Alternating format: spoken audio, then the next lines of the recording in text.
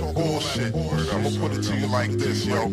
This is for the nerds, this is for the brainiacs, this what we deserve. Go ahead and play it back, you ain't gonna touch me, you not gonna do nothing, you are not above me. I bet you wish you was me, I know it, I know.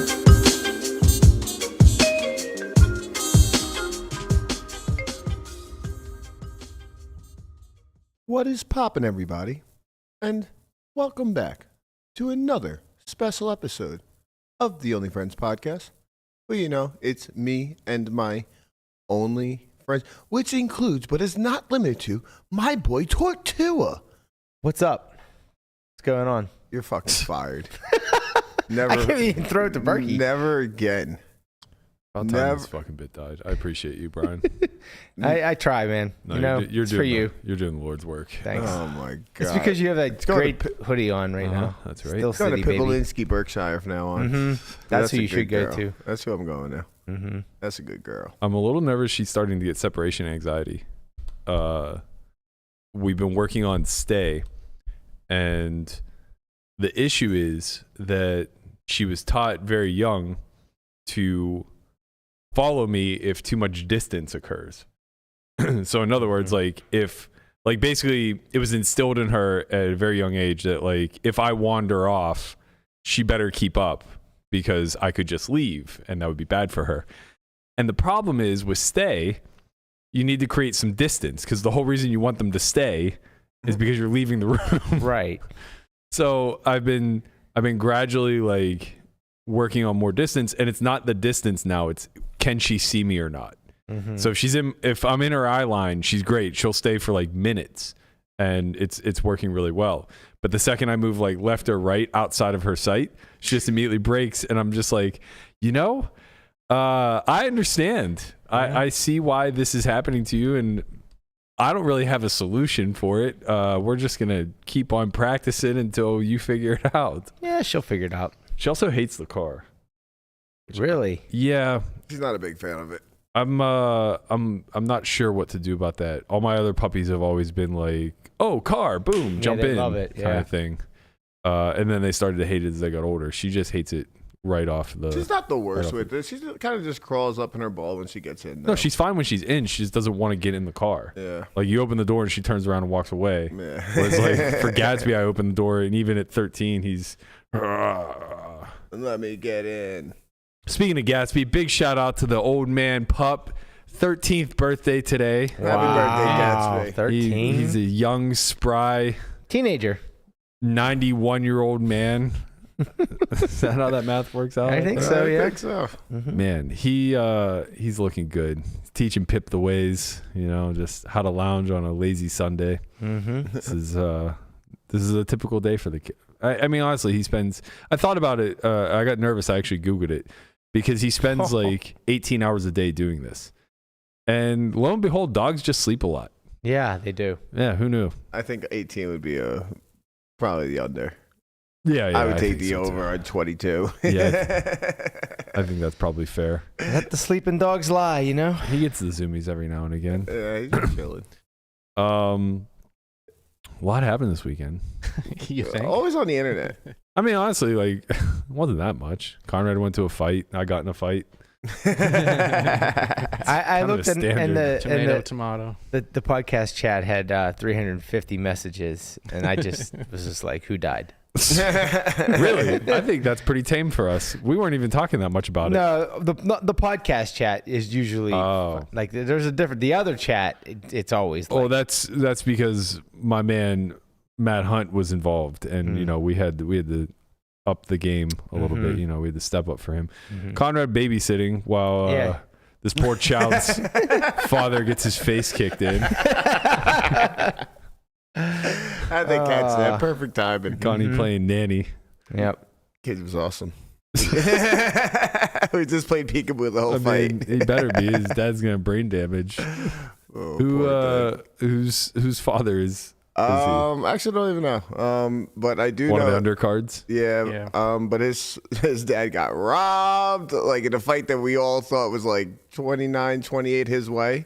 Well, the second they said unanimous decision, and it went the other way. We were like, what the fuck just happened? Yeah. They weren't very How happy. are you in the friends and family section? We're not. They're in our section. They just got moved there. Conrad's a wag. Yeah, he is. Undercover wag. Yep. Yeah. Yeah. They actually, I got sick because they just moved the friends and family section there. So one fighter's family's in front of us, and it's like there's a lot of shit talking going on in these fights when people are fighting. Somebody might have one side, and that might not be the family that's in front of you. Sure. Yeah. So shit might go down there. Betting is a hell of a drug. It's kind of interesting. We were making fun of something that happened in a previous fight. And the girlfriend or wife that was in that picture thought we were talking about them. And she turns around and she's like, "You guys are fucking weird." And we're like, "We're not even talking about you." Listen, bro. Listen, if I've learned anything, there is no room to call people weird in 2024. Okay, listen, that's what she said to me. Or Pete. I called J-Mo weird, and it turned into a whole fucking melee, all right? Like, let's just lay off the weird comments. Leave it in Austin. Oh, boy. You stay weird, Austin. Stay weird. I'm unfortunately not in Texas, but our man B. Hanks is there. He's representing. Mm-hmm. Not quite in Austin, a little bit up the state in Houston. Well, he's playing for $400,000, Brian. That's pretty serious. 15 left. He's an above average stack from what I understand. All right. Well, there's 14 left at least now. Why? Somebody busted? Sean Deeb has exited. Oh, shit. Yeah. That's unfortunate because he needed 8th or better to get even. Yeah, he was telling Norman Chad, congrats or something like that. How can you be in for 15 bullets in a 3K? It's not that hard. The fuck? It is. You would find your fucking self in No, for I don't know because I have. Listen, I'm emotionally stunted. I cannot handle busting the same event 14 times. I don't have that in me. Like, whatever dog you need in you. All right, so here. To fire that. Do you understand? Listen, the 5K that I got second in Florida, I had busted 5 bullets, and I go to Emma and I go, I can't. I'm done. She goes, let's take a walk. We go to dinner, and she goes, max late reg. Now, expand that out as if you played tournaments instead of cash. Now, if you did play tournaments, your level would be way. I don't think so, man. It would 100% be. You'd be in for fucking 5 or 6 enough that it doesn't even matter. I just don't think the math works out where you want to put yourself in a position that you have to like final 3. I mean, I guess like every time you enter a tournament, you're kind of in the position where you need the final 3 in order to make money. But it should all be independent of each other. Sort of, yeah. I mean, like you shouldn't look at it like, oh, I have to get 8th to get even. Like you just have to cash to make money on that bullet that you're specifically in at the moment. You already lost all the money there. You busted those tournaments. Yeah, but just because it's the same tournament, yes, technically not. Yes, the return on your buy-in, right? The ROI on the buy-in is the same. The ROI on the actual event itself, though, is certainly lower, and you just busted 14 other bullets. Right. Like, mentally, I find it hard to believe. It's a whole different thing, right? I mean, clearly Deeb is just fucking built different because every time he does this, he seems to find a way to bag and run deep. Yeah, like if you can like separate it in your mind where you're not firing 15 bullets into one tournament, you're just playing 15 3Ks. I've been into the 5 diamond for 6 before and did not cash, and I don't even know that I bagged day 2. And that seems like the most probable outcome to me. Like, you're in for an amount where it was a 10K. It was a big 10K. First was like $2 million. But still, if you're in for 6, you got to get like final 2 tables. Yeah. And it's like, that's the goal anyway. So I guess I get it from that standpoint. But yeah, you just. I mean, it's the same thing as like playing like a long cash game session, and it's like, how many times am I going to bust before I like rebuy again? Well, I got to like get even. Like I can't get even. I need to win 5-6 buy-ins to get even. Right, and that's the thing. After the 3rd rebuy, he doesn't rebuy anymore. He just takes the box and puts it on the table. So he doesn't have to worry about the rebuy. He doesn't have to worry about that. What if you're playing in a cash game where there's a cap? Yeah, it's similar, but the difference is that there's no opportunity cost in going home. Right, like if you bust 3 buy-ins and you're just like, you know what, maybe today's not my day, going home, there's no opportunity cost, but there is in these tournaments because that tournament then expires. Yeah, right? Or I could just show up to 2-5 again tomorrow. Right. Try again. Right. It's like with cash, I think it's all about quality hours. With tournaments, it does just seem like you have it's to a play it volume because game. the event is happening right that's now. hell. Yeah. That's absolute hell. You're jumping the gun. I was working. I thought this was a great segue, man. Wow. I didn't even hear Talking it. about playing 2-5s. Come on. That was a reach. But yes, I will be in Milwaukee. I think I get there early Wednesday. We will be a part of the grand opening at the Potawatomi Casino Hotel. Their poker room is going to be opening on, I'm not sure if it opens officially on Wednesday, and then we're doing the meetup game on Thursday. But in any event, Thursday noon at I almost said at 2 p.m. Thursday at noon at the Potawatomi Poker Room. Myself, Jamin Burton, Jamie Kerstetter, we're going to be running a meetup game. Friday is the grand opening for their sports book. So for all the real degenerates out there, be sure to be in attendance for that. We're going to be doing a lot of fun stuff while we're in town. I might even try to catch a Brewers game. Who are they playing? I don't know. This is They're getting their dick kicked in by the Yankees. Good. This past weekend. Good My for us. God. Good for us. 15-5 yesterday. Yeah, and then I think it was a similar score the day before. Very good for us. We held our own versus the Giants, but I'm not sure if the Giants are going to be good or not this year. It looked like they stink. They had a bad series against Three the very Marlins. close games for Buckeyes. Yeah, they're like 500 right now. This is the problem with me in baseball. It's like it's this weird dichotomy where What the fuck does a dichotomy mean? Look it up. I don't have time for you. On one hand, I have this deep admiration for the sport of baseball, and I love watching it for all its nuance, and I can really dig in and figure out pitch sequence and stuff like that, and I can really get involved in that. On the other hand, at the surface, I'm just a Pittsburgh fan, and I don't fucking care to watch another team play in the least. So going to a Brewers fucking Marlins game sounds like absolute torture. Yeah. Going to Marlins anything sounds like torture. Yeah, you just root for nap time for you. Whoever the opponent is. Yeah, of course. Unless it's another central. Well, I mean, it's different if they let me fucking go down the slide. Yeah. If Tom can make it work where I get, I get to be Benny the Brewer for a day. That's that different would be story. amazing. I feel like it would be cheating. I'd be cheating on the Pirates. Well, no. Did Conway just leave to go throw up? I think. I don't know. He gone. He is not throwing up. Are we sure? I'm positive. Okay. Well, I hope he's not shitting. There's no toilet paper in that bathroom. Oh, Jesus. I can confirm. No, what you do, Burke, is you go down the slide as Benny the Brewer, right? And then you tear it off. And you tear it off, and you got all your Pirates gear on. Yeah. I just come out as the parrot. Man, imagine. Oh, that would be so great. That really would be epic. God, would love to see it. Okay, so we do have a lot of stuff to get in. Good luck to Brent. We're all pulling from you here, buddy. Yes. If you win Brent. this one, would love to have you back on. I miss having the plat. Oh, there you go. There we go. See, there you go. You want to? Oh, let's not read it. No. Read quietly to yourselves, everybody. I pray that Brent doesn't get deuce. No mallards. Relax. Oh, mallards. Don't get the mallards. Could you imagine if he wins the tournament with mallards? He should just. God, it'd be so great. He should just pull it anyway. I'm rooting for nothing more than when Landon wins the WPT. I'm so ready for the 3-5 off winner pick. It's gonna be so good. It's coming. It's gonna be so good. The only problem is it's pretty unoriginal, but he already did that. I know. He already did it for the win. That pick was actually fantastic. That was great because it was right in the middle of what it was really being hyped up. Yeah. Yeah.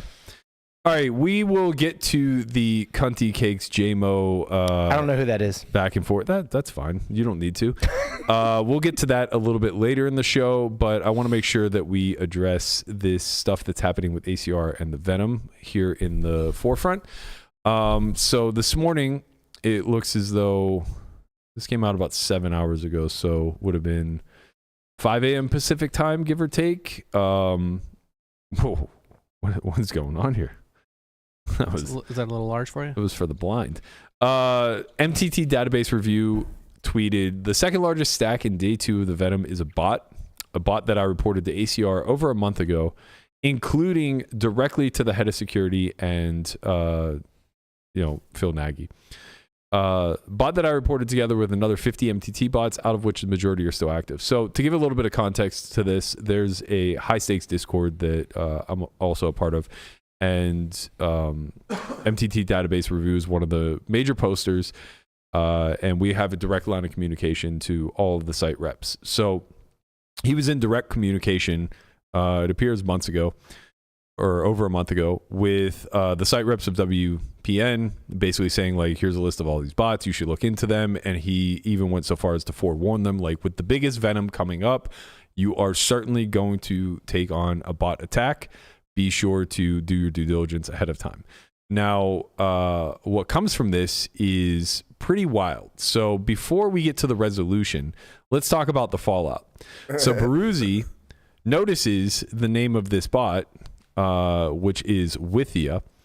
And by the way, like, I'm presuming it's a bot based off of the action that ACR took. But hey, Withia, if you're out there and you're real, you know, you want to pass the CAPTCHA test, Yeah. hit us up. Yeah. We'll have you on. You Right. can defend your honor. You know, you can click on all the signs that are street signs. If you look at Withia's I always get buses. Yeah, shark buses, scope, for sure. it's like up and down between $10,000. Yeah, but it's Well, there it's is a a sample of person like 200 that's hands. behind the bot, Sure. so they could just be like, "Oh, it's just me." No, they can't, No, they can't. because they would have to be aligned with the account. Right. They can't have, you know, like, the assumption is that if it's a bot account, then it's probably also, like, you know, his grandmother. Right. They couldn't have another Or something like account. that. Everything Right, had yeah, to be in their Gotcha. name. Everything had to Right, fall in yeah, place. But yeah, anyway, with you, if you're out there, would love to hear from you. That's the big thing that I don't understand with ACR stance with the bots, of them saying, like, oh, a lot of these guys are falsely accused and, like, they're not stealing nearly as much as they say, blah, blah, blah, blah. It's like, I haven't heard one goddamn person of these lists of hundreds. We've had hundreds of people accused of being bots. I haven't heard one motherfucker come out and say, like, I'm not a bot. I was wrongfully accused. Yeah. I'm a human being. I just have a bot-like win rate. Yeah. Like, not one? Not one. Come on, man. In today's day, I mean, I see people tweeting at fucking Southwest Air every day to get a coupon because they were wronged in some way, shape, or form. You're telling me that somebody who's accused of being a bot and has, like, thousands of dollars taken from their account isn't going to step up and say, hey, I'm a person and I deserve to be treated like a person. For real. Back to this Beruizy story, 'cause I think it's kind of interesting. It's wild. It's like, what are they going to do? It's literally one of the last hands of the night. Well, we know what they're going to do because they put a statement out, but that's why I wanted to cover this first, because it leads into the statement. So Beruizy puts up a hand. He says, wait a second, I lost to this account on the last hand of the day for a near chip lead pot. So this bot bagged second in chips, and it was based off of this hand. So Beruizy, I think cold 3-bet squeezed ace king over like a raise and a call. Yeah, cutoff raise. Oh, no, sorry, he cold 4-bet. Oh, and this is pretty interesting too, because the bot chose the 3-bet threes on the button, which is, let's call low frequency. So Beruizy cold 4s ace king, and he goes bet jam on a river ace.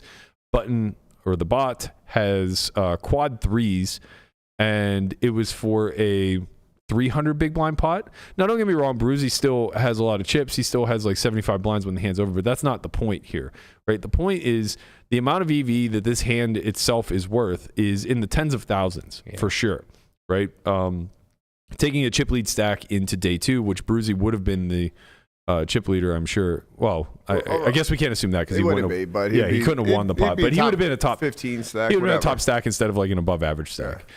In any event, like this pot is obviously worth tens of thousands of dollars, and now he clearly, based off of the action that ACR is taking, has lost it to a bot. So so he gets fucked out of his chips, and they get redispersed through correct through him blinding out in his new table. Yeah. So in thread, he then mentions ACR again. He goes, "Hey ACR, this hand this hand is worth around $30,000 USD that I lost to Withia. You just banned this account while the tournament is running for being a bot, but you do not plan on compensating any affected players? ? Just 6 million chips taken out of play, and that's it. Nah, this is fucking stupid. I'm going to add a bit of info. This was literally the last hand of day 1. I only played 2 hands on this table prior to this. Had I won this pot, I actually have no idea how to react. Obviously, I'm being biased. The problem is that this account was reported before the tournament by MTT Data Review. ACR only acted upon it once the bot/cheat wins all the chips.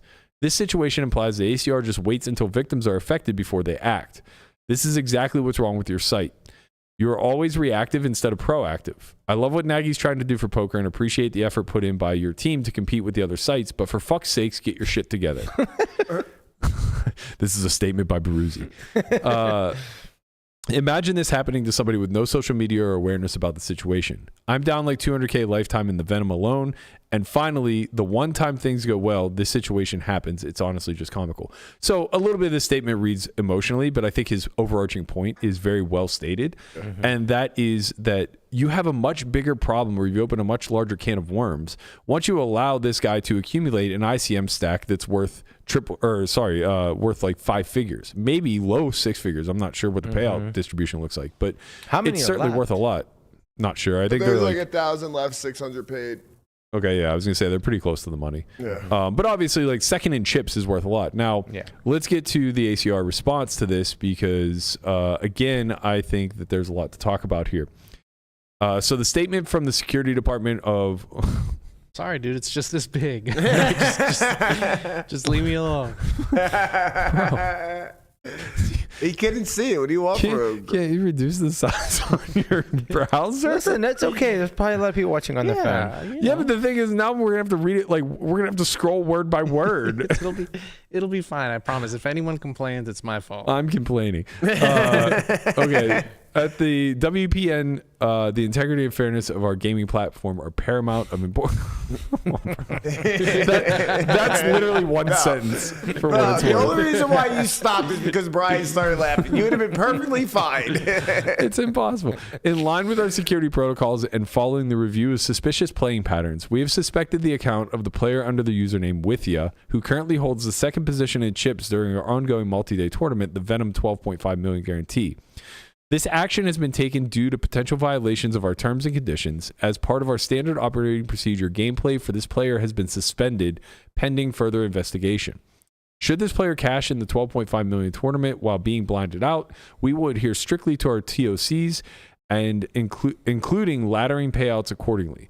As always, we continue to actively monitor the play on our network and are committed to maintaining a fair and secure gaming environment for all of our players.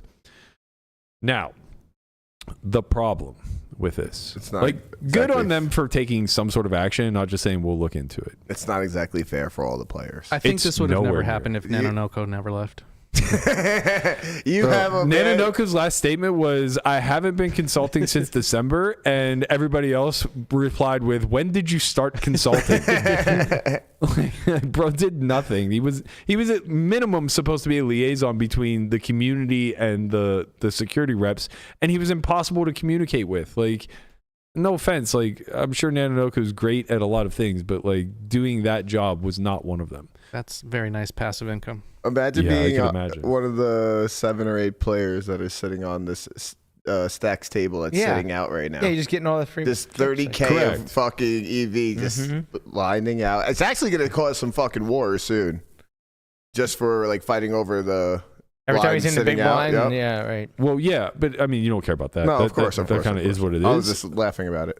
Well, your point is very valid, though. Yeah. Right. So this is not an equitable resolution. Number one, like the first thing you do is you just pull that account from the you don't let him blind out. Right. You just take it out. I don't even think you give Beruizy his. Like I was trying to think about it. Do you give Beruizy his stack? I don't think you can. No. But you can certainly compensate him his ICM value of that pot. Yeah, that makes sense. And not just him. Everybody who played at that table all day long. That guy bagged a pile of fucking chips. It was obviously at the detriment of a lot of other players that he came in contact with. The only way to make this right is to retroactively go back and figure out the affected parties. The last thing you want to do is now allow those chips to redistribute to the people that are lucky enough to get a dead stack at their table. Right. That's an insane solution. We're just going to go fucking see, and it's going to be a whole bunch of ACR pros at his table. Right.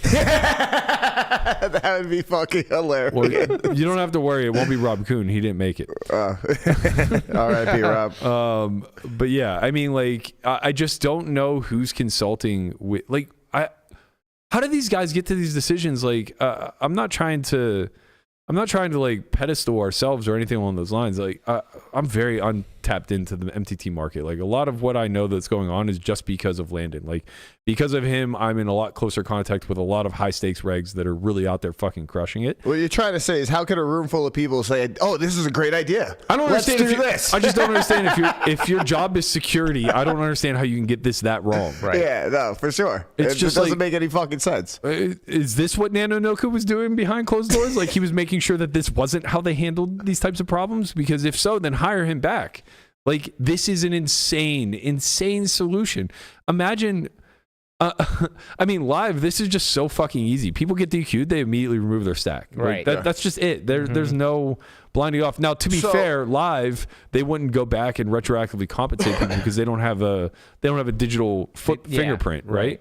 There's no way for them to do it. Also, is there any way they are able to wipe out this stack, like without fucking up their? It's 2024, man. Like, Listen, if they can't remove a player from their player pool without the entire site crashing, listen, man, they got bigger problems. They might have bigger problems then. But Okay, like, well then, you like, know, let's stop fucking giving these guys. I business. actually kind of thought that too. I was like, maybe they just the software they're can't just handle not it. able to take the player out. I mean, that has to be the situation because Right. like what's happening right now, what I'm watching is just like absurd. Yeah, I mean, listen, it's possible that's the situation, but again, if that's true, then we have bigger issues because it means that protocols are not in place for very standard procedure, right? Like you are going to catch somebody botting in an MTT. Yeah, I mean, you're not always going to catch them live like this. Whatever, This is though, a very what do you call that? Nuance? Yeah, sure, nuanced It's not. situation. It's not though because like you're gonna run how many fucking Venoms a year? 4, 6, 8? So you think you're gonna catch a few bots mid Venom every time? I have a high degree of confidence that GG would not have this problem. Okay. Right? And the reason is that they run these multi-flight events all year long, and they are very likely, in my mind anyway, capable within their software of just plucking somebody out of the fucking event. Right? Like because that just has to be a standard response to somebody cheating. Like what if you catch somebody colluding in the middle of an event? Like what's you're saying that like, okay, fine, we're not going to retroactively compensate anybody, and the best we can do is just shut down their account. Well, I would say from their security and like their just overall, you're never gonna find that out mid tournament. You mean with like GG? Oh, no, I mean with ACR. With ACR? You'll never find that out mid tournament.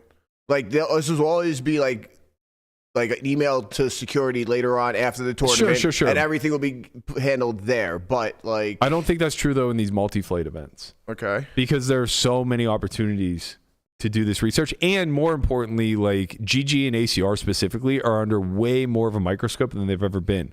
So the community is like, the diligence in the community now is so heightened compared to where it was like 5 years ago, right? Like think about whenever Fedor Cruz got caught running RTA. He was literally streaming fucking RTA. It took months, as well as his roommates actually diming him out with photographic evidence of his setup. It took all of that for us to finally accept that there are people doing this, right? Yeah. But now it's a totally different landscape. We know that if you can cheat, people will cheat. And if you're not policing the simplest forms of cheating, then you're really ripe for it. So in this instance, they did nothing proactive based off of getting this list of 50 ahead of time. Yeah, right? that's a great list. Right. So it's like, if you're not going to investigate the 50 accounts, you at a bare minimum should have shored up your ability to police them thereafter. Right. And I'm sure that nobody's thinking this way. Well, I mean, if the former didn't happen, the latter's definitely not going to happen. Right. You know, like that's Right. kind of like this. Nobody's thinking at all. Then I listen. I understand how this stuff can slip through the cracks. I understand that there are going to be people on the team that aren't thinking this way, but it's just like it strikes me as odd, especially like, you know, having a little bit of an understanding of computer science background. It's like the way you think about problems is by stress testing them. You know, it's all about figuring out like what's the worst case and then programming your way backwards. So it's like, if they're having meetings where they're like, hey, you know, what do we do if we catch a bot kind of thing? And number one, like the compensation aspect of this is insane. right? The fact that we're gonna reward everybody who is remaining in the event by having this 6 million chips just dispersed and blinded off amongst them, and then on top of that, the higher you finish in the event, the more compensation you'll also get if this player happens to make the money, which they almost certainly will, right? Yeah. So it's like that all is insane because it's not actually funneling the money back to the affected players, right? It's almost certainly the most affected players are going to be people who busted to him, people who lost chip pots to him. So actually, it's getting funneled to the people that are playing at his table right now. Exactly. Who are making more chips. The only reason why they might make it is because of his chips. Right. Like that, and that entire table is incentivized not to collude, but like almost to soft collude where none of them bubble. Yeah. Because the exact opposite is happening that you would have at other tables. Right? There's one simple stack that is feeding the entire table. Yeah. Ensuring that like nobody suffers. Now, don't get me wrong. Like, if there's a big stack there, obviously they're going to take advantage. But like the bigger point I'm trying to get to here is that it's crazy that there isn't some sort of meeting of the minds that are fleshing out what happens. You just really hurt some feelings. I mean, because damn well there was a meeting of the mind. How is this the resolution? I mean.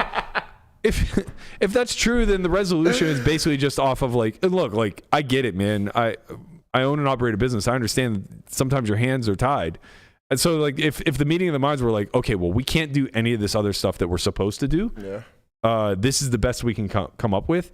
Okay, fine. But understand that like you're going to suffer an endless amount of criticism based off of it. Yeah, no, this sucks. This is shitty. This is like just a really shitty resolution. The only thing that would be shittier is like not suspending him. Yeah, letting him play. Yeah. It's just like letting him keep stealing EV, I guess. Yeah, it's really weird because like I said, these 7 or 8 players, whatever this is, they're just feeding right now. They're fucking feasting. Of course. None of them will probably bust. I mean, getting toward the money. No, of course not. And it's going to take quite some time to blind off a 300 big blind stack. Oh, yeah, he's chilling. Right? So he's got 188 big blinds. I think they've been playing for like 2 hours now. Yeah, so it's like maybe at some point that table breaks, but like, at that point, how much EV are people going to recoup off? He's going to be a 10 blind stack or whatever. Yeah, it's just a fucked up situation. And obviously, I think that ACR wasn't ready for this type of situation. Yeah, I don't think they really thought about how to take a player out of the tournament, because if they did, they would have. Yeah. And I think I just find it to be crazy that they don't have better protocols in place. Like, that may be fine, true. they can't take the player out of the tournament. That's bothersome to me. And I think that it's a clear oversight.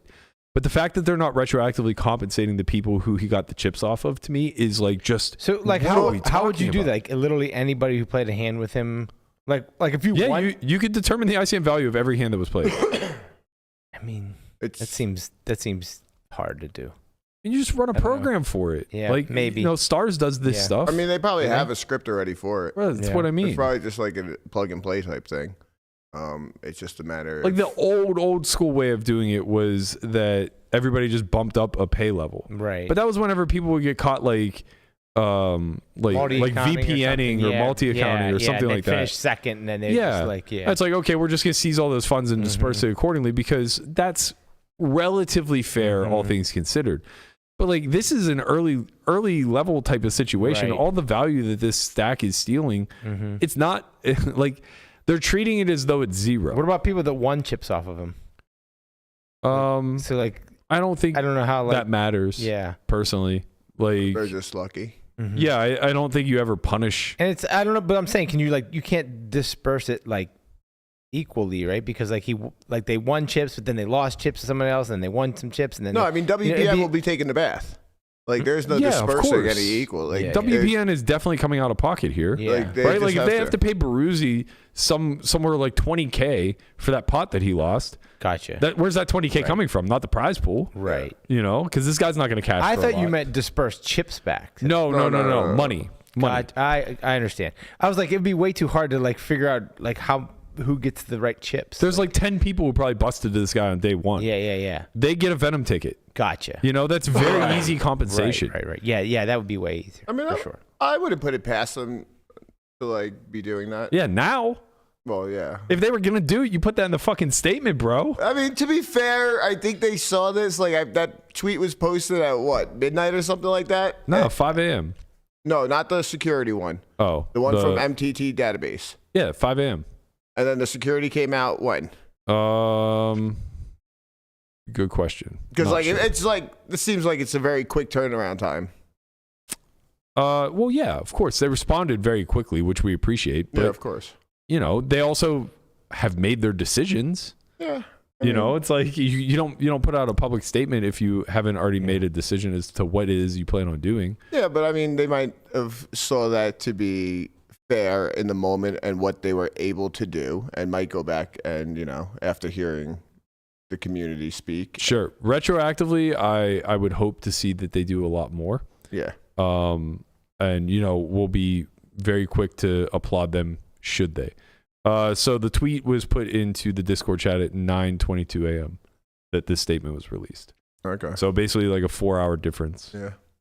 I mean, well, hopefully we see some retroactive but you understand my point, right? No, of course. We want that protocol should already be there. Safeguards for put up before this. Like, yeah, I understand what you're saying, but like I said, like if the former's not going to be done, the latter's definitely not going to be done. Right, I understand. I guess the point I'm saying is like, yeah, sure, maybe they will retroactively correct and give Venom tickets away to a bunch of people, but that the reason why that's bullshit is because that protocol should absolutely already be there.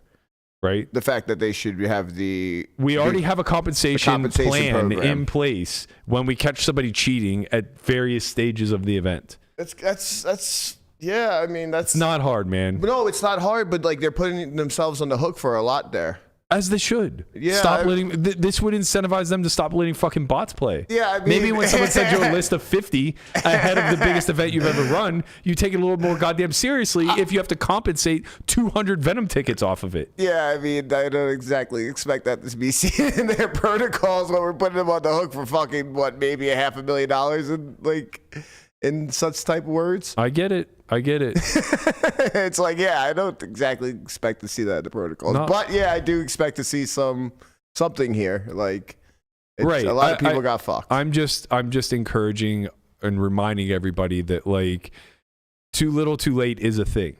Right? Like it's because again, like I know that I'm the fucking guy who beats the drum on having these procedures in place, and I'm the asshole because I don't give people any fucking leeway on this stuff. But look, like they've been in operation for 15 years. This isn't the first account to get caught cheating within a tournament. Mm-hmm. The fact that they don't know how to properly compensate is an absolute failure on their behalf, and we should hold their feet to the fire for that. So when they retroactively compensate, great.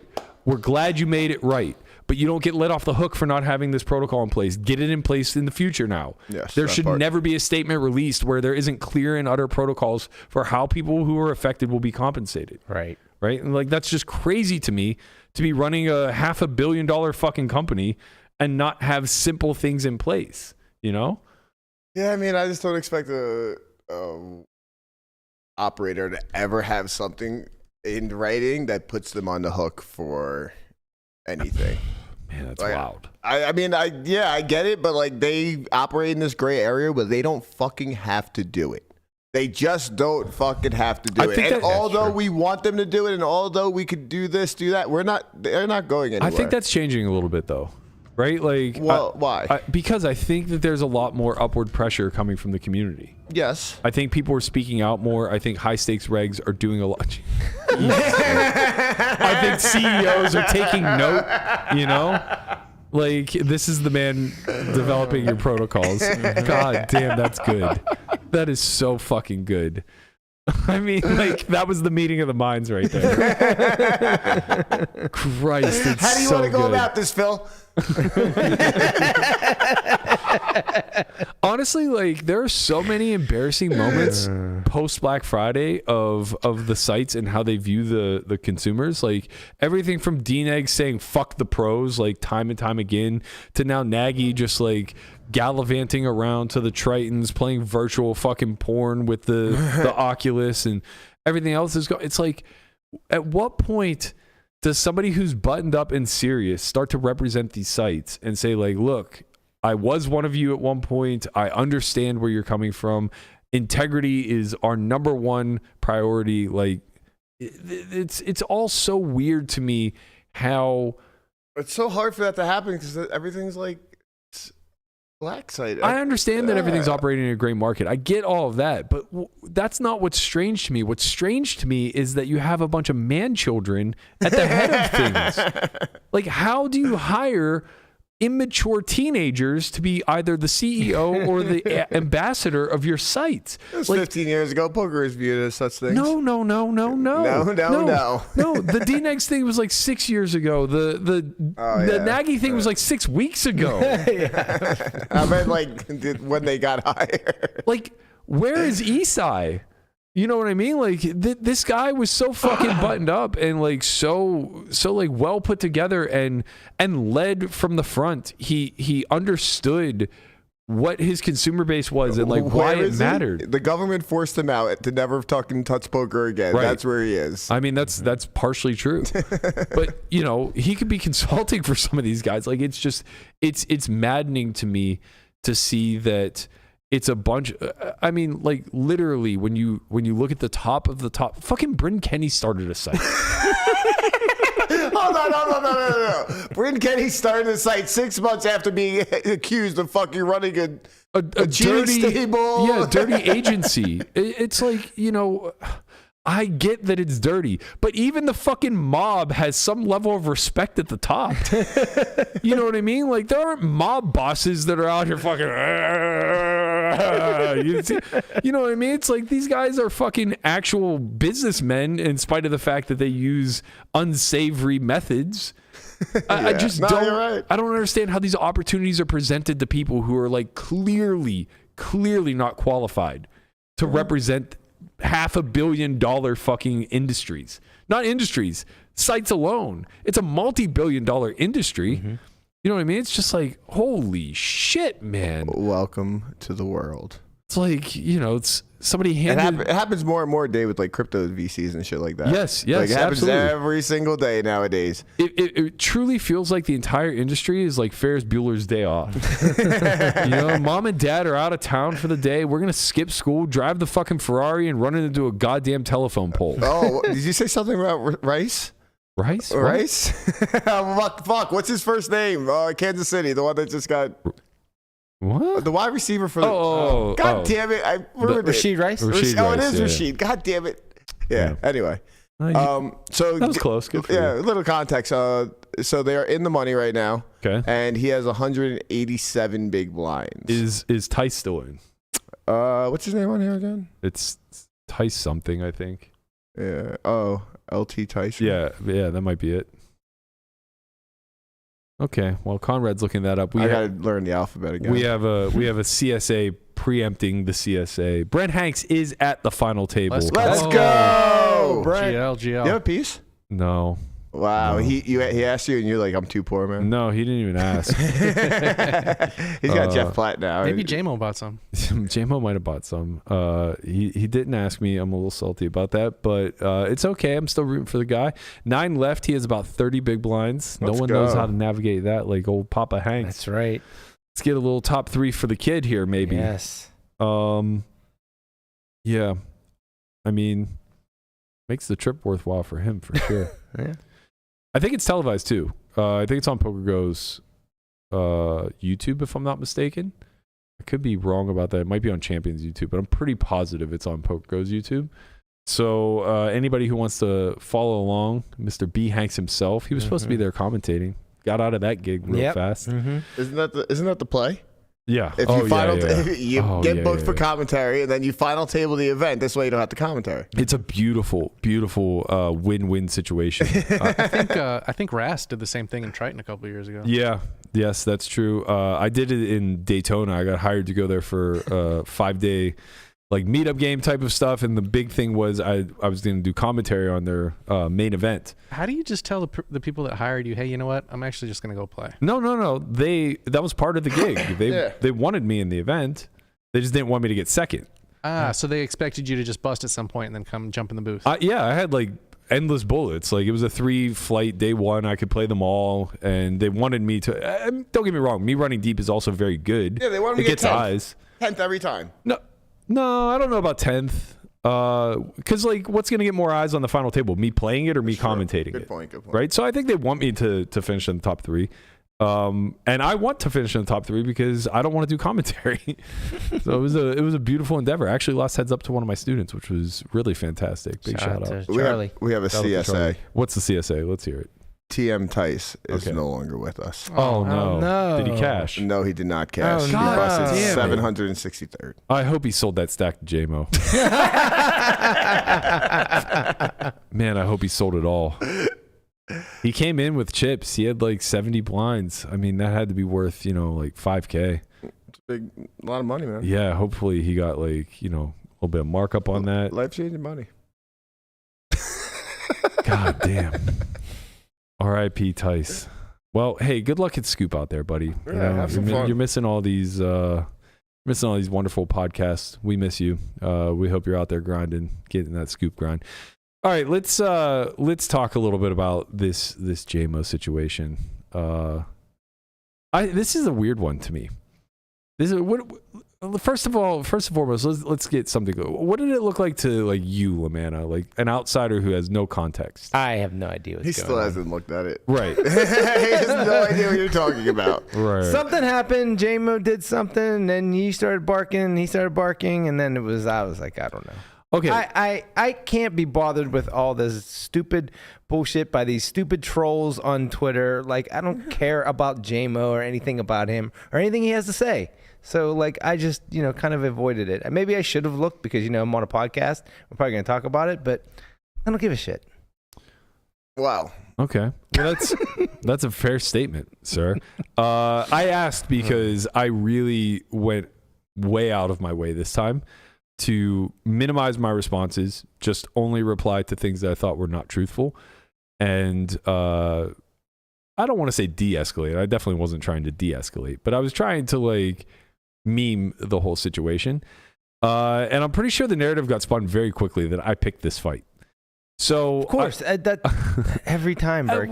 which is fine. fall for it every time, every single time. So I want to give some context, and I actually just kind of want to clear the air because I think I actually understand where things went awry this time around, which is rare. Usually I'm a little bit more confused as to what happened, but I think I know the point at where things went awry. So this tweet came out initially Saturday around 3:30 p.m. From JMO, and it said, "What up, old man Berks? My guys in the streets telling me that you talking mad shit about me in the daily roundtable of minimum wage poker squad." I do not make minimum wage. I just want to make that clear. Who don't have anything better to do with their time that you call a podcast. Let's chill with the slander, whatever it was. Now, obviously, this implies that he hasn't even watched it, and I meme it, and I go, okay, your guy. Because, like, that seems like an appropriate response to just say, like, okay, you seem to be very concerned about the things we're saying, but you're shirking it off onto, like, oh, I got minions in the street that are watching you, and you better watch your mouth when you're talking about me kind of thing. So, I just kind of memed it, and then I said, like, look, I just said you're a weird internet personality, and I called you an idiot for talking shit to Landon for 2+ years and then hopping on the bandwagon wanting $500K of action on him. I said, good luck winning this Landon case. Get out of your feelings. And then it all unraveled. Mm-hmm. So for context, because I want to like really display the timeline for everybody of like how things occurred, let's go ahead and roll the clip of what was actually said on the podcast. And you guys can be the judge if we were way out of line. Is D-Negs. JMO's like, just get a loan from D-Negs. I don't know anybody who is a stranger individual with his internet personality than JMO. I actually love him. He's honestly, What's there to love? But He's an honestly, asshole like, to everybody, but it's pretty run of the mill for crypto people, though. Yeah, I could see that. It's just funny that he spends so much time shit posting in threads that are just like no. Get a loan from Uncle D-Negs. Like he spends time shit posting in threads that like nobody with any amount of reasonable respect for their time would ever post in. and then like comes out of the woodwork and just totally contradicts. Like he spent so much time shitting on me for booking bets on Landon at whatever price people would offer. He's like, oh, this guy's just so poor. He's out here farming and like he's just poor. He's so poor. And then out of the blue, he's just like, I'll take $500K on Landon. You know, it's like, okay, well, we all just know what a sharp side is. He just always, he just sees a spot. So did I. Yeah, but you gotta be able to change your mind. He talks his shit, but he saw a spot. He's ready for it. He's an idiot. Okay, so the idiot count was 1. I admit to that one. I definitely did call him an idiot once, but I kind of said it tongue in cheek, like, he's an idiot kind of thing. Not really thinking that this was going to cause any fire. I thought that, like, his hypocrisy here would be obvious to even him. And somebody who goes by the name Cunty Cakes probably isn't going to take too much offense to being an internet hypocrite. Boy, was I wrong. Let me tell you. So I posted that clip or whatever for him to see, and Glance replied to it and said something to the effect of, you can't really be upset if that's all they said. That's probably the nicest thing a group of people have ever said on a podcast about you. Somebody gaslit you if that's all that it was. And JMO replied, I actually didn't see the clip until just now. I was just ranting at Landon for talking shit about me, and he's not even there. Someone just told me Burks called me an idiot a bunch of times, and I was in the mood to cause chaos. But all good. I even gave the kid a charity bonus. I'm a man of the people. You know that. So at that point, it seemed like everything was pretty resolved. Where he was of the impression that Landon and I were just like dunking on him on the podcast for whatever reason. And he had this like axe to grind with Landon dating all the way back to the Perkins challenge, because I guess when Landon was preparing, he was playing some of JMO's horses, or he was looking for action or something along those lines, and something got misconstrued, or whatever, something was out there where JMO took offense to Landon's approach to getting action. I truly don't even know what it was, but understandably he was offended. We're not really sure why, but like he had some axe to grind with Landon. So he thought Landon was talking shit. He thought I was calling him an idiot a bunch. Put the clip up. Landon wasn't even on the pod that day. I called him an idiot once, but it was kind of tongue in cheek. It wasn't really meant to be hurtful or anything along those lines. And it looks like we buried the hatchet at that point. So it's like, okay, it seems as though we're getting somewhere at this point. And now there isn't a whole lot left to discuss. I wake up the next morning to like 24 at mentions from JMO. And I'm just like, what in the hell has happened here? So what I think happened, this is where now I'm trying to, kind of dissect and piece the puzzle together, but I think this is a pretty accurate one. So what happened between that point in the back and forth and the next day was that somewhere within all of this context was JMO bought a piece of Landon's final table action at the WPT at ICM. Mm-hmm.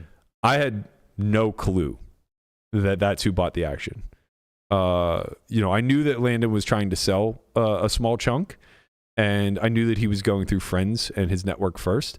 But like, I'm super hands off whenever it comes to the backing arrangement. I came in late. I don't play MTTs. I don't have a big enough piece to be like financially incentivized to like lord over this group and like try to micromanage or anything along those lines. And I just trust the other 3 that are elite MTT players to make all of the best decisions whenever it comes down to how we're making money in these types of things. The only thing that I said whenever the desire to sell like came up was, I'm happy to do whatever is in Landon's best interest, but from my perspective, this backing deal being split 4 ways already, and Landon having a 50% makeup deal, is that we're all super risk off already. Yeah, right. So let it fucking ride. Like, I have no desire personally to sell, but if it's in Landon's best interest and he has a strong desire to sell a piece and he reaps the benefit of that, fine. Don't care. Go nuts. It's a normal business transaction to make within this space. There's nothing to be ashamed of, obviously. It's no different than organizing a small chop with 6 left and then playing out for the rest of the prize pool, yada, yada, yada, yada. Okay. What I think occurred here now is I'm none the wiser that JMO bought the piece. And now, over that time period where I was sleeping, I think JMO got really fucking hot over the fact that we were memeing him on the podcast while he was buying action off of the staking group. Mm-hmm. And I think that he views the action buying as a fun gamble or sweat and not really a high EV spot.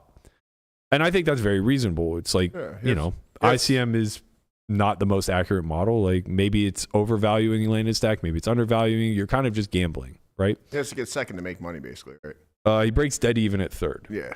Or you make like a couple $100, whatever. So like that all makes sense. But when I wake up to these 24 mentions, this doesn't click in my head because I'm not aware that he's the buyer. Now, I very quickly become aware that he's the buyer as it kind of like trickles up the chain. And he just is on a rampage trying to get me to apologize for this little 1-minute clip in the podcast that was not meant to be a personal attack, was not meant to embarrass him in any sort of capacity, but he feels disrespected because he's fronting a lot of money to gamble on our horse. And why would you ever speak poorly about somebody who is willing to back your guy, so to speak, right? Mm-hmm. Well, it's like my context is very different than his. My context is JMO's been shitposting about Landon for 2 years, just trashing him every step of the way.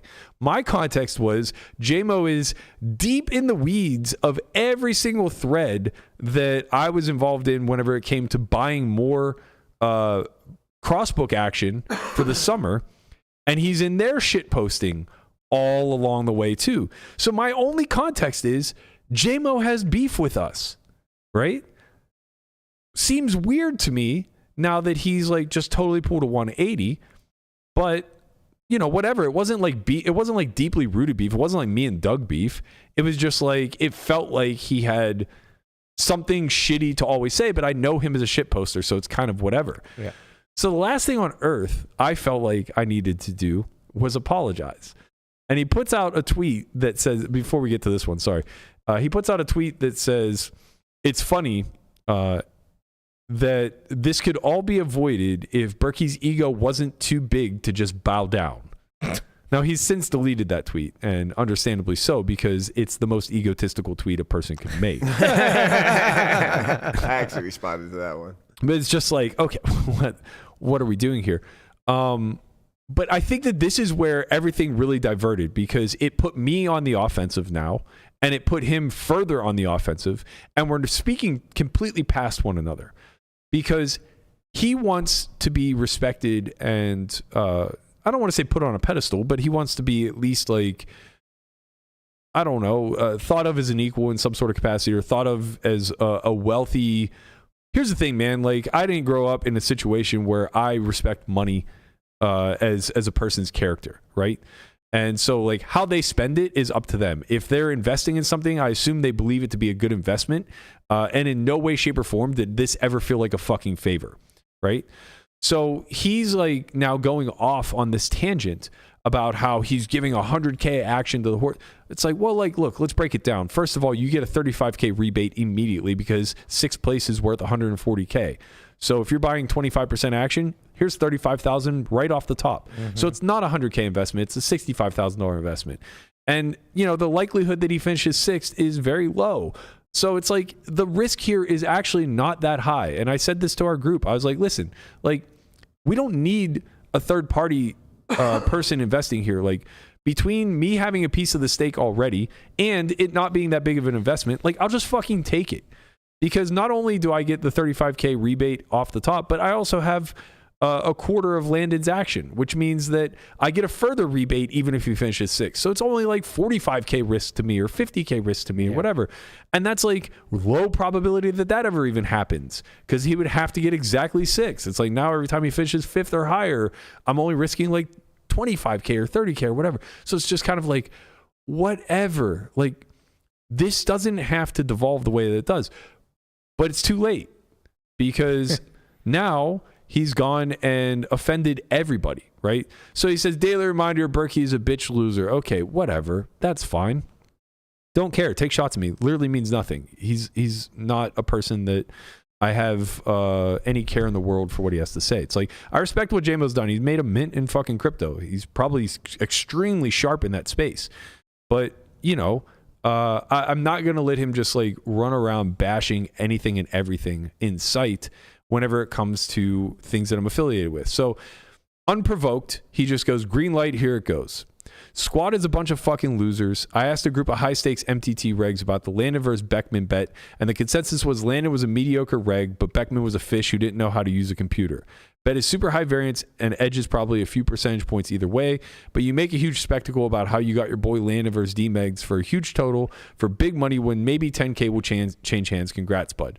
It's like, okay, like, what spectacle, number one? Number two, sure, on average, and I've said this multiple times on the podcast, on average, not a lot of money is going to change hands. But on the outliers, high six figures, low seven figures could easily change hands if you have the vast majority of this. And it's like, I have additional side bets as well that are very high. So it's like, yeah, my overall exposure probably relatively low on average, but at the extremes, it's extremely high. And I'm not bragging or anything along those lines. That's just the facts. Also, a few commented randomly how your training site is universally trash and the Ogre Nobody mental health mat can be replaced with an iOS app for $10 that just reads PO outputs. Not my words, but I paraphrased and added a little flavor. I'm not going to dox sources, but if you put up a 100K bet that I'm lying, that a large handful of the best and most respected players think your squad is trash, besides Landon who's mid, we can do some business. I just think you're a straight bitch since I know who actually backs you, guy, from the details of the Perkins challenge up until today. And boy, your exposure to P&L is awfully low for a guy who spent a month angling Twitter bets for a few percentage edge on a stupid dick waving crossbook. Considering you're supposed to be a high stakes cash game, dude, I could go into further detail of, I can't read his English. Let me know if that's good to go, whatever. These are the areas where it's like I'm just so utterly confused at the angle that these people are coming from, other than like just raw emotion and anger. Yeah. It's like when public bets come out, nobody's trying to take the fucking worst of it, okay? And nobody is ever trying to offer like straight up fair. If I was offering fair of what I thought the crossbook was, I would be booking Landon at minus odds, not plus. But why the fuck would I do that when the general consensus is willing to fire out six figures at Landon plus money? Mm-hmm. Like, I have a 150K straight up capped bet with 100% crossbook where I'm getting plus 110 on Landon. Why wouldn't I accept that? It's insane. Right. What are you like? At what point do guys like this, people who consider themselves to be incredibly sharp, a guy who fucking trades handbags on the margins because he knows which ones hold their value versus which ones don't, at what point are you just willing to take a bath because you want to like have some ego involved and say like, oh, that's my dude, I'll book him at minus 200, I don't give a shit, fuck money. Yeah, you know what I mean? It's like nobody's out here dick waving or anything along those lines. If anything, the only funny part is how not sharp people who are willing to throw hundreds of thousands of dollars at this bet are. And it's like, yeah, I'm going to accept that the same way I accepted Airball just fucking punting into me. You know, it's like at some point, you just have to accept gifts and it's okay. I also think it's just like insane the way that like people like him and Daniel and others in the past, Doug being another good example, they love to not just none of them ever trash my character. Like, attack my character if you have a problem with me, right? Instead, what they do is they try to attack what's ancillary to me. And it always ends up being like some shot fired at Matt, who's one of the most phenomenal educators in this space, right? And they try to frame it as, oh, he teaches low-level stuff that's not worth anything. It's like, buddy, who the fuck do you think the audience is? Right. Build the $10 iOS app that reads PO outputs then, right? Do it, because I'll pay for it. I don't believe that you can get it done, right? Fact of the matter is, people like Matt Hunt, people like Brocus, even a lot of like the guys on Jonathan Little's staff, it's like, nobody is out here paying for coaching from the highest level professionals, because the people that they would be speaking to is one tier down. And the vast majority of those guys have a peer group that they can just bounce things off of instead. Right. The majority of the audience that's looking for any level of training are entry level, recreational, and people who are stuck in the fucking grind, or in the muck, if you will, trying to get out and make some semblance of a living at this career. Chris Brewer is a fantastic brain when it comes to poker, maybe one of the best. And sure, in a one-on-one setting, there might not be anybody who you get that's better. But if you're going to task him with teaching 10,000 people, I promise you there are people who are better at educating. Because the gap is too fucking wide. You know? It's just going to be really hard and pedantic to him to have to reduce everything that he knows down to like single syllable words that are conveying what EV even is.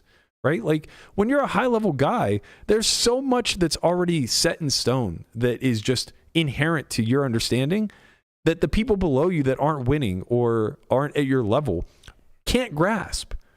So it's like, sure, if you're a high stakes guy who's looking for coaching, Solve for Why is probably not for you, but we didn't build it for you. Right. So I don't give a fuck that you're critical of it at all.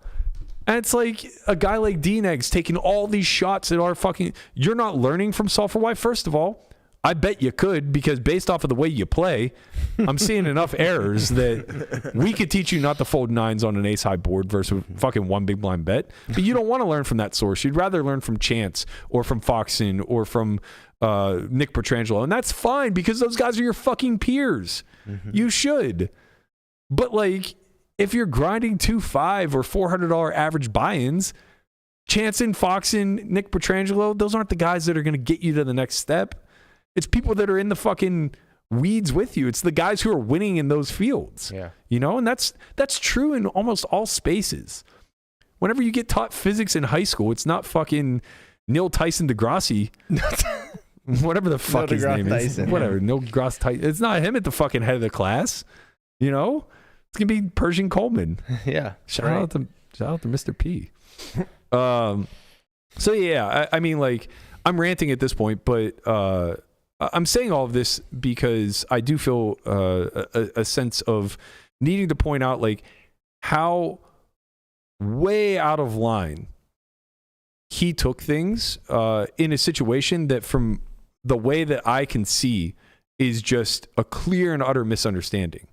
Like, it was just clearly me not knowing that he had a piece. But even if I did know that he had a piece, I would have maybe just been like less tongue-in-cheek with my initial response, and just been like, bro, here's the clip. I didn't say anything. Like, somebody's giving you misleading information.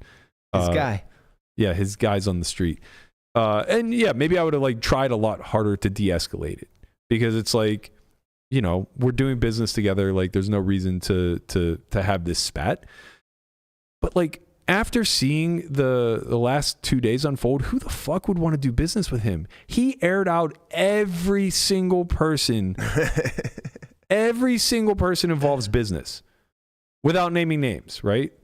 Like, he aired out Landon with naming names. He aired out me naming names. He didn't air out Landon's other three backers, but like, a lot of people are in the know and know who they are. He didn't air out the person who brought the deal to him to begin with. Like, that's the other thing. It's not like we directly went to JMO, right? Like, we went through an intermediate source that happened to know JMO buys and, you know, approached him. It's just like, there's so much going on here that he's out of line for. And then to top it all off, he just spends an entire day calling Jamie Staples fat. For no good reason. Right? Like, none whatsoever. He's just out here basically saying like, yo, this guy's been shitting on me for years. And I respond 3 times, and now all of a sudden all the crypto bros are calling me the asshole. And that's the way it feels. It feels like there are so many people on Twitter that can be on the offensive all the time. And the second that you clap back in any sort of way of standing up for yourself or you know, just basically saying like, yo, enough's enough, then everybody comes out of the woodwork and just calls you a little cuck boy, right? And it's like, you know, Jamie's like such a nice... more importantly, thoughtful individual. Like, if you actually spend some time consuming his content, be it Twitter or YouTube or streams or whatever, it's very clear that he puts thought into the things that he says. It's very clear that he's a reflective individual. And, you know, he's also very self-aware. It's not like he's out here thinking to himself like, oh, yeah, I'm representative of success. Like, I'm exactly what it looks like to be the guy who made it. It's like, no, this guy's been fucking grinding his dick off and being very transparent about the ups and downs with what comes with that. You know, he had this big Perkins bet where he had life-changing money and a life-changing event take place, and there was fallout from that, and like, he's been open and candid about it. It's like, it's crazy to not support that. But instead, this guy just absolutely shit posts all the time, which is fine. That could be your character, but there's fallout from that. You know, you're not going to be liked, and people are going to call you an idiot sometimes on a podcast. Right. You can't get all up in your feels because that happens. Yeah, it's insane. All the shit that he says nonstop on Twitter, and then somebody calls him out, and he's just like, "Oh my god, I can't believe you did that." Well, Right. you know, at least we got this tweet from Soheb. He says, a bunch of high-stakes regs are losing their minds in a Discord server over whether Brian the Turtle and All in Melissa from the YouTube Poker Variety Show are on their level, or are on their level, should not put this big of a smile on my face. So It's also just like, you know, no offense, I'm sure whoever the high stake pros are that JMO's talking to are fucking legit crushers. But I'm also sure that they're like just idiots themselves. And I don't mean this in a dumb, I don't mean this in they're a dumb person. I don't mean this that they're unintelligent. I mean that their EQ is 1, much like JMO's, right? Like that also can make you an idiot.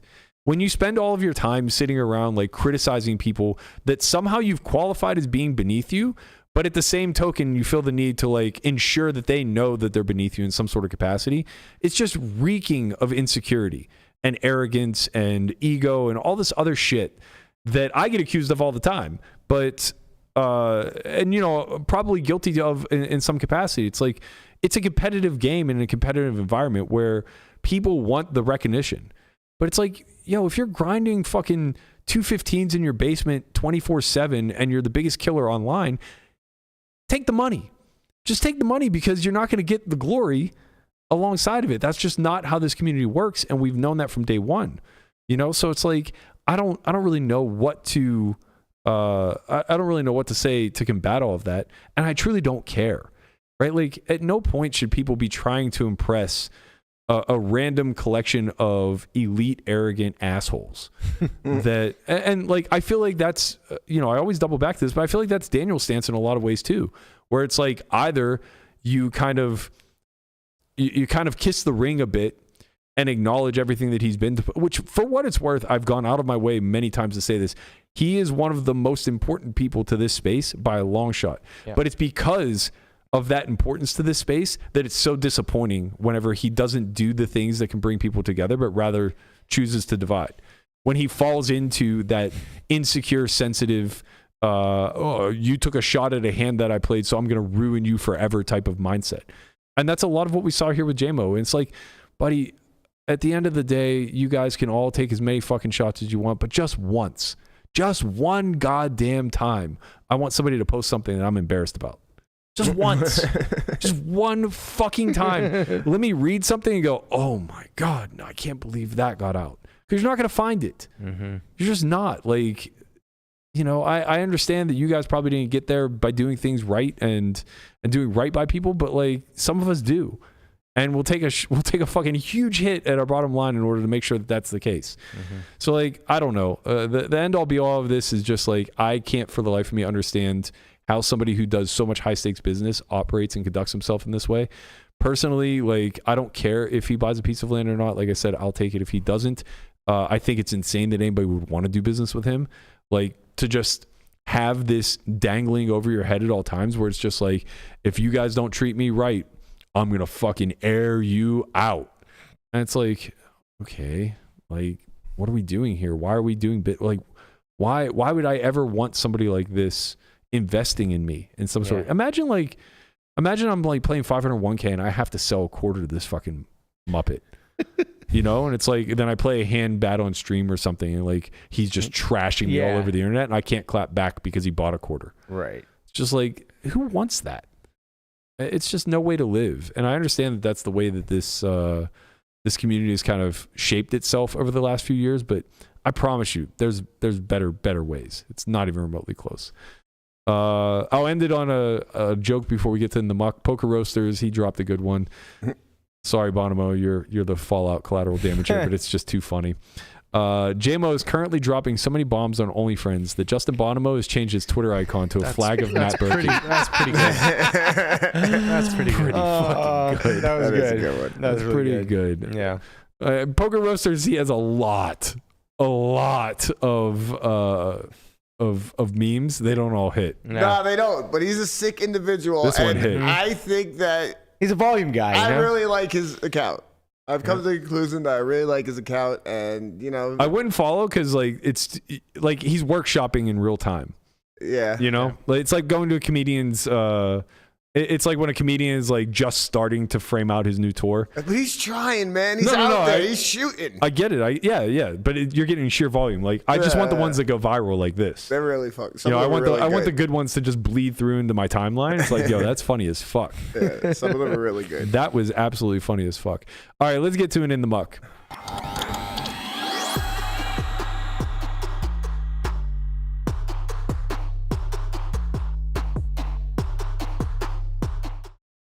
All right, we got another user submission. This comes from our Discord, of course, and it comes from a man named Josh, who's playing in a 1-3 at his local casino, and he gets the birds. He's got the aces, so it goes call under the gun 1 also limps in, and now we see a raise from the hijack to 12. He decides to 3-bet with the ace of clubs, ace of diamonds to 35. And it folds back around to the original raiser, who decides to call. We started the hand with 350, and we are covered. Now the flop comes down queen of clubs, 10 of spades, 9 of diamonds. We are met with a check. We decide to bet quarter pot, which is 20 into 80. Now we get check raised to 45, so a small check raise, and we decide to call. Turn is actually the 3 of spades. This is a misclick on my part, so it's actually the 3 of spades, and the villain just jams into us. So we have 270 and there's 170 in the pot, and we think about it for a while, and we decide to just pay and call, and we are shown a set of 9s. River's a brick, and we lose. Now we're wondering, is this a just pay spot with the overbet? Does he have enough bluffs? Does he have enough equitable hands where we can call? Wasn't sure. I think we put ourselves in a shitty situation betting flop. I think we should just check yeah, back flop. I and- disagree. No? Yeah, So- I disagree. I do think there are some other things to talk about besides just the turn action. Yeah, like the flop. I think maybe in the 3-bet pot, you're probably going to be betting more often. Maybe if it's a single raise pot, you can check back, but. Well, yes, I very much agree with that. I do think that. Well, here's the issue. It depends on your opponent. So maybe I could get behind checking back at a much higher frequency, based off of the fact that he doesn't play leads. But he should have a lot of leads here. I don't think you see many leads in the 1-3 pool here Correct. ever. Right. As a matter of Right. fact, you can put that at 0. Yeah, in a so especially in a 3-bet pot. Right. So I think if he never leads, then aces is a pretty nice one to check back, and I would just bet kings. Yeah. Instead.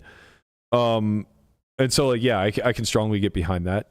I do think that the sizings are all fine on flop. I think the check raise size is good.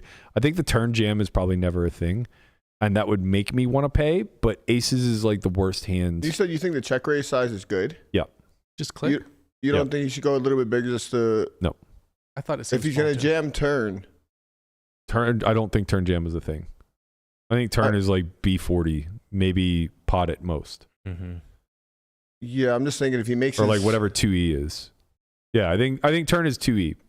Almost certainly. If he plays flop as 2E, you don't think playing flop is 2E though? Flop would be like 3E. Okay. But It's just a super coordinated board, so you're check raising really linearly. Okay.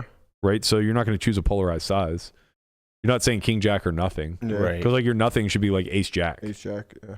Right, like that's not a hand that you want to face a 3-bet jam with. Or like, you know, jack 10 suited. There's just like so many viable check raises, and that's why you have so many viable leads.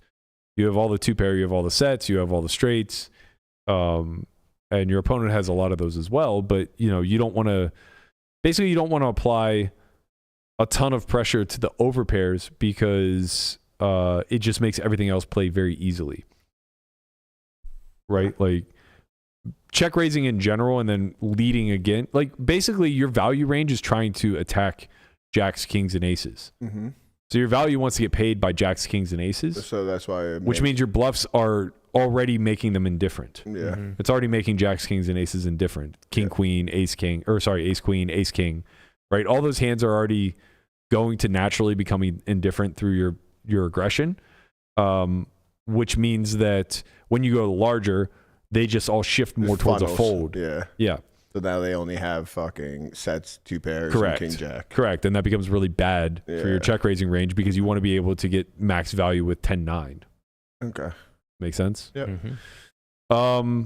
Yeah, I think the turn is where this thing goes awry. Jam is for sure just not a thing. It's way, way, way too big on this texture. I don't know what I would do with. I think I would just pay with aces, but I think it might be bad.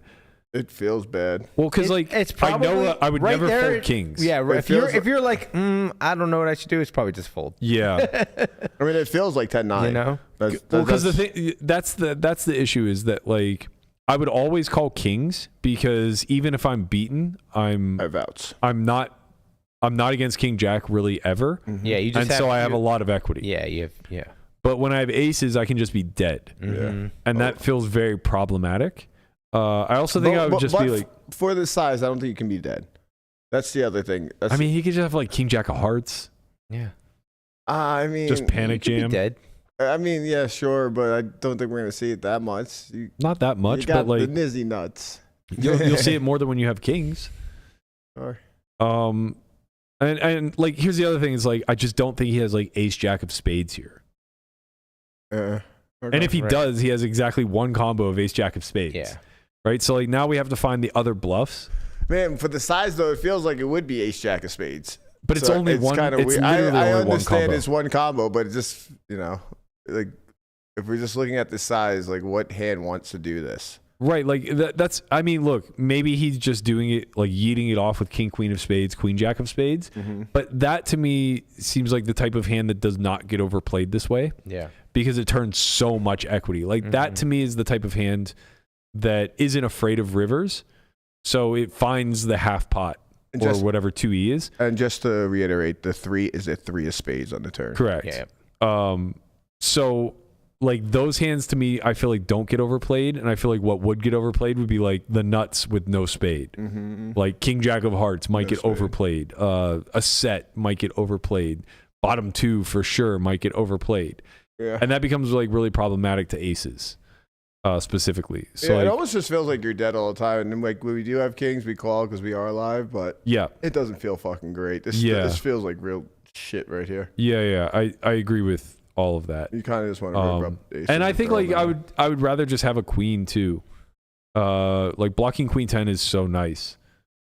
You know? Yeah. And that's what he said. He was kind of worried about certain, like the hands that he was worried about. He said some thoughts.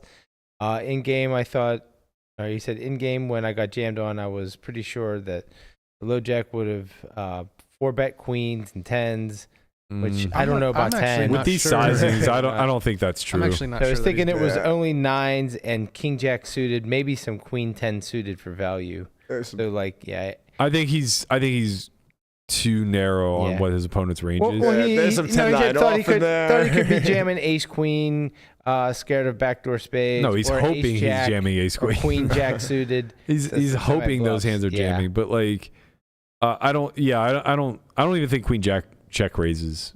But honestly, like for what it's worth, it's weird for me to deduce because the flop check raise size is really good, which would lead me to believe this guy knows what he's doing. And then the turn jam size is really bad. Yeah. So now I don't think he knows what I he's mean, doing. it honestly makes me feel like it's an older gentleman that just like flopped the nuts, like, or what they think is the nuts. Right. And like that's what it feels like. And like the turn is like, okay, there's a flush draw now. Let's just get it all in. Yeah. And like let's see what's up. Yeah. Or if like the turn were instead like an 8, he would just check. Wow. I want to fucking see if we could pick out the player profile through their lines. That would be fun. That'd be a fun exercise. So much fun doing that every time. Just picking out the player profile through their lines. That really would be a fun. I really would say that this was an older gentleman here. Yeah, I would have said that it's like a 30-something shit reg. Okay. Because you like the flop size. The flop size is too good, and then the turn jam is like bad, and I think that that's like oftentimes people study flop and not turn. But I think your read is actually really good. Yeah, I think it's a cagey older dude. Once we get to the turn, it's like nah. Because he's like check raising a hand that has like infinite equity, but then like the turn is bad, like an 8, and he just shuts down. Yeah. You know, he's like top set and he just like checks the turn 8. You know, because like he'd rather just check call it. But when he sees the 3 of spades, it's like, oh, right, yeah, I don't want this guy sucking out of me. You're not We're all sucking in, out buddy. me today. Right. I do kind of like that read. All right, let's check and see what the whiz says. And I'll have to adjust because, you know, as you can see here, it does play a ton of leads. So like 40% leads. Wow. How much? 40%. I mean, he's really condensed to this board. No, he really is, but I don't think. Sorry. My apologies. No, that's the imposition C bet. God. That makes way more sense. I was about to have a heart attack. 40%. 40 is a lot. Yeah, you're right. Okay, so 17%. about 17%. That's way more. Okay, fine. He's more still reasonable. Yeah, you know. Yeah, he's still incredibly condensed to this board. You can see he doesn't even have Queen Jack suited in theory. In practice, he probably does. Has it in full. Yeah, probably. And half the players at the table have it at the offsuit variety in full too.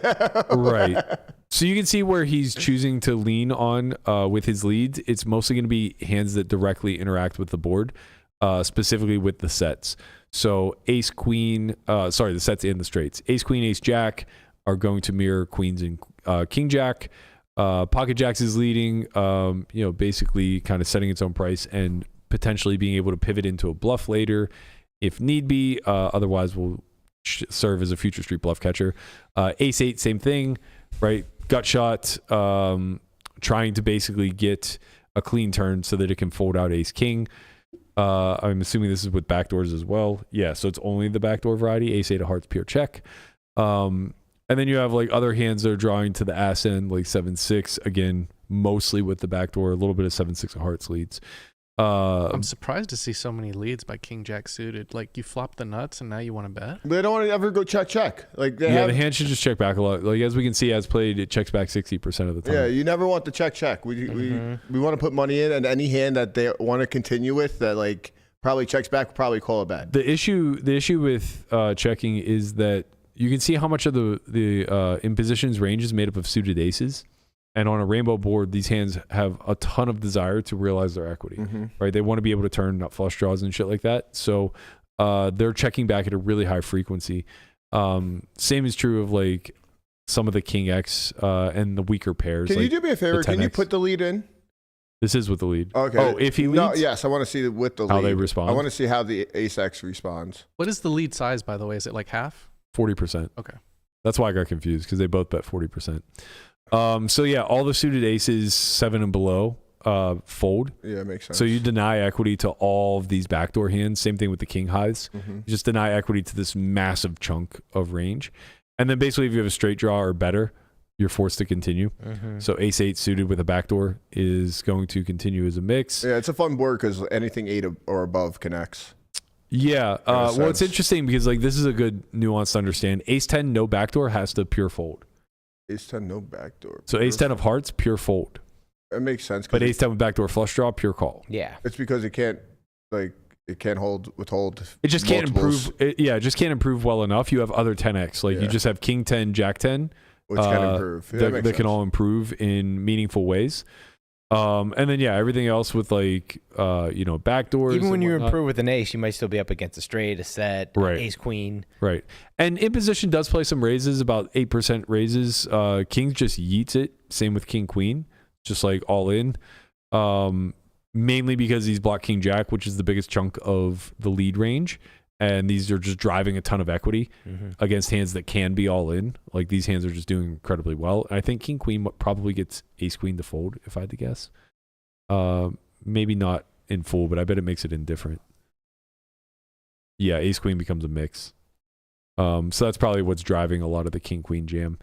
In any event, this is la la land because none of this is actually what's going to happen. So let's see what happens in real life. This is going to be a pure check. Now you can see quarter is used, but very sparingly. Only 20% c-bet whenever we face no leads. Yep. So your instinct was right, Conrad. Checking back aces, very good. Almost never bets, and if you pure check them, totally fine. Connie knows. So yeah, Conrad was really sharp there. Kings, much higher bet frequency. You can see even the sets are checking here quite a bit. Queens. I mean, I just imagine that's to balance the aces. Like, not exactly. I mean, yes, in part, but they're checking at too high of a frequency to protect aces and ace king. So I think because like look how much ace queen bets. Yeah. Right. So I think what it is that these hands need no real protection, and you need future street raises. So I think that they play that role. King Jack even trapping here a lot. I think that's more of what it's reflective of, is that King Jack traps at such a high frequency. You want other hands that can handle board pair at that frequency. Makes sense. And also just like your overall strategy is just to not bet very often, right? Like you don't, if you really look, there aren't very many hands that benefit by betting and getting folds. That's kind of like, I think what the biggest aspect of this is. So like even a hand like ace jack, a lot of the hands that it folds out are just worse, like worse suited aces. Yeah, just hands that you beat in general. Right. Yeah, like, yeah. You're never getting a pair to fold, really. Correct. Because all the pairs are going to be connected with something else. Like 9-8 is like the worst pair that's going to be here. That honestly, it probably might fold 9-8 suited if they have whatever. Shouldn't but in like, theory, but yeah, in practice probably. But yeah, that's I mean, like verse quarter, like definitely should not in theory. That's the only hand that you're going to get folded, and the rest of the time you're just going to be put in a shitty spot. But like ace 3 loves to bet because it attacks all these suited aces, right? Yeah, so, and it also just doesn't care. It's well, I'm just saying it gets better to fold. So Yeah. like when you bet ace 3, you start to see like ace 4 folds, and then it denies equity to like all this king X type of stuff. And it just doesn't care if it gets raised because it just goes into fucking muck. Yeah, yeah. It That's also why gives us future street coverage. So like that's a big part of it. Yeah. It just uses hands that they don't care. Like, right. If they get mucked, whatever. I mean, if we get raised, we can just muck them. Who cares? Yeah. Yeah, so ace is too good. Yeah, so yeah, basically it gets ace 4 and ace 5 to fold, which is a really good event. Gets ace 8 to fold at some frequency, also a really good event. So that's basically what's driving the strategy behind the ace 3. In any event, we did choose to bet. So bet here probably error FC. And I will say that I think this is an error, not an inaccuracy, because of how little we're betting. Right. Right. So aces is like the first one that starts checking. And if we're still defaulting to a bet here, it means we're probably just range betting.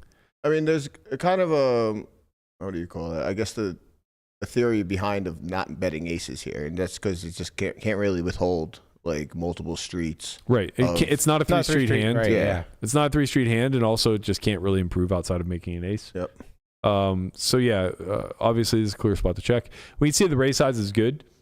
So about quarter pot raise. And it's, again, like as we said, very highly concentrated to hands that touch the board. Not really a ton of bluffing going on here. Ace, jack, ace, king. These are the bluffs. A little bit of ace 8 with a backdoor. And then 7-6 suited with a backdoor. But again, very low frequency.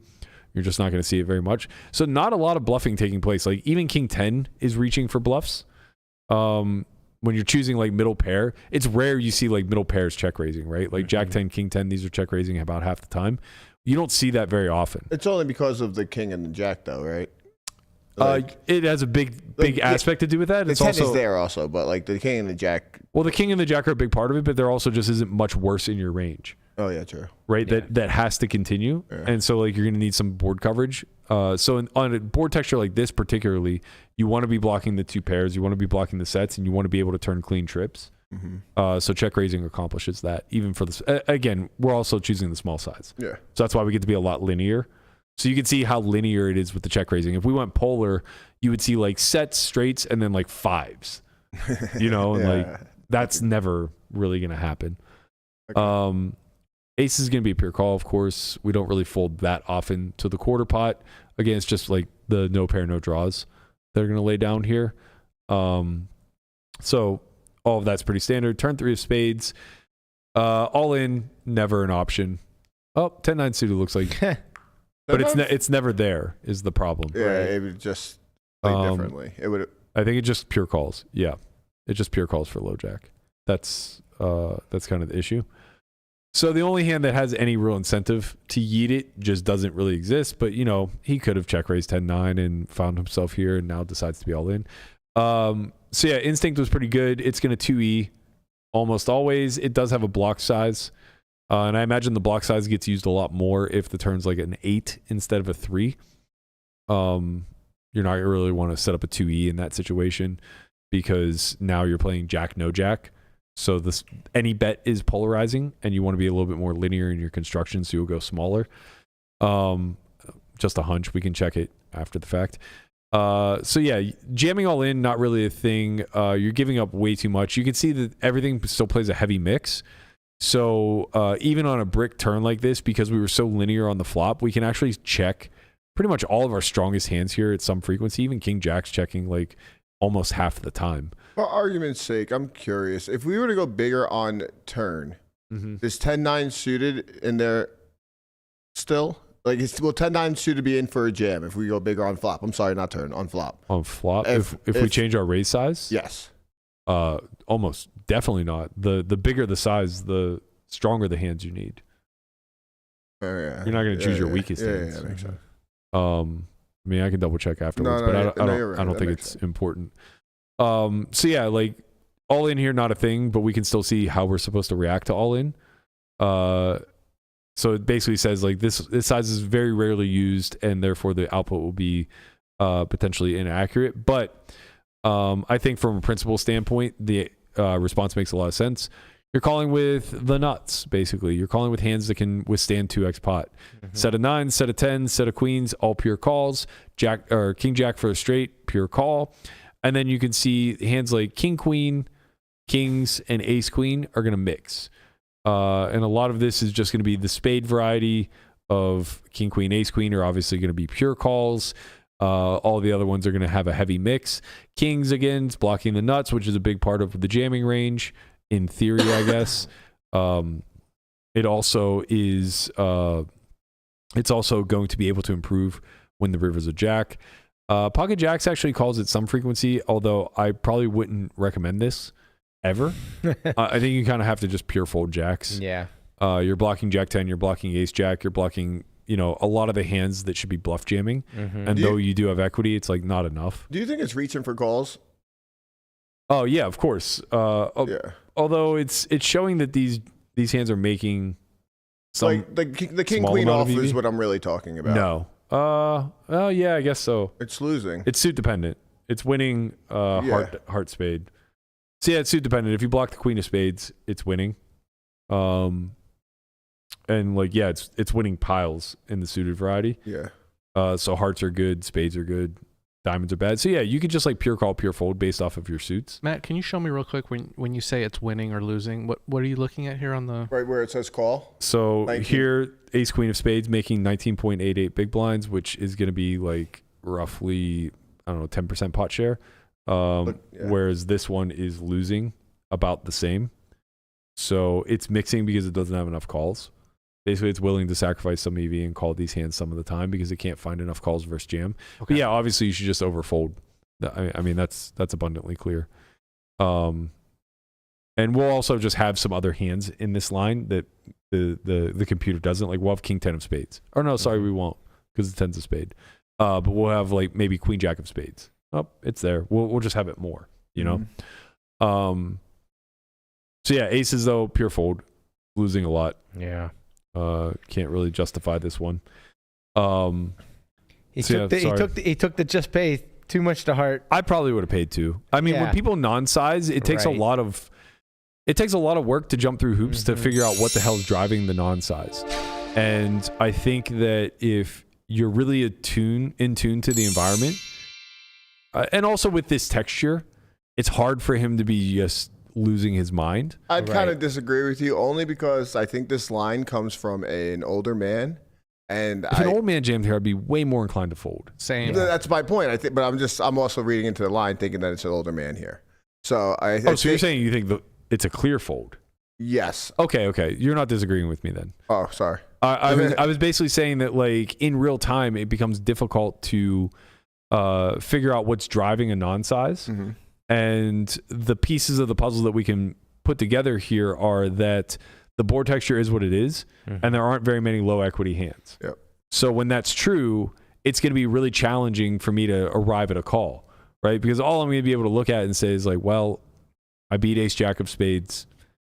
I beat queen jack of spades. I don't even know if that's going to check raise flop. I don't even know how long I beat king queen of spades and ace queen of spades. Like, I don't know how often these hands are even doing this. Yeah. That type of stuff. I just wouldn't want to make the call here basically saying like, I put you on ace jack of spades, I call. Yeah, it's a real shitty spot. Yeah. But you also just put yourself in the spot by betting flop. Agreed. You know, That- you would just be paying 2 streets here, Yeah. which is like pot size on river. You probably Honestly, you might even be able to get away because he might just like bet way too fucking big on the turn, and when he non-sizes that turn, like I might call fold a lot. Yeah, it's true. Or the river just comes a fucking 8. An 8. A Or a king, spade. a spade, or anything Yeah, like that. whatever. You probably just lose the absolute minimum here. Yeah. If you just check back flop. Yeah, I agree. If you guys would like to be a part of Who's in the Muck, please head over to our Discord channel. You can find that in our pinned comment at onlyfriends_pod on Twitter. We have an entire community. We're happy to have you. And we will have an entire forum dedicated to In the Muck. If you haven't already, please like, subscribe, go ahead and leave us a comment after the show. Let us know what you think about ACR not refunding the players that the bot busted. Let us know what you think about JMO taking beef, taking it to the streets, coming after mental health Matt, or Strat Chat Matt, as I'd like to refer to him from now moving forward. Let us know, man. Let us know if you just think it's all shit. Let us know if you're on JMO's. Let us know if you're a high stakes reg out there. That the upper echelon of the highest of high stakes regs. By the way, let me know if you're winning at South I mean, Point. you're describing all of our chat, to be honest. I know this. That's why I'm asking them to let me know. Can we get Haxton's view on this? I can promise you he does not give a shit. Can wholeheartedly say with confidence He does not care. that he does not give a single flying fuck. I'm right there with him. And truthfully, like, I imagine that's true of the vast majority of the people that JMO's pretending are out here criticizing. Mm-hmm. Like, look, man, we're all tapped into very different segments of the community, and I know where we stand in the majority of them. So whatever little fucking dark corner he's going to of, guys that are firing the Triton and stroking him off in order to ensure that he continues to buy their action, like, I don't care. I just don't. I'm sorry. Tomorrow won't be quite as much fire, but the one and only Melissa Pudog will be here. Mm-hmm. So we'll have some things to talk about. I can promise you that. Hopefully we'll see a further statement made by ACR and a bigger resolution. We're still waiting on those bot refunds, by the way. 10 million stolen, allegedly, back in December.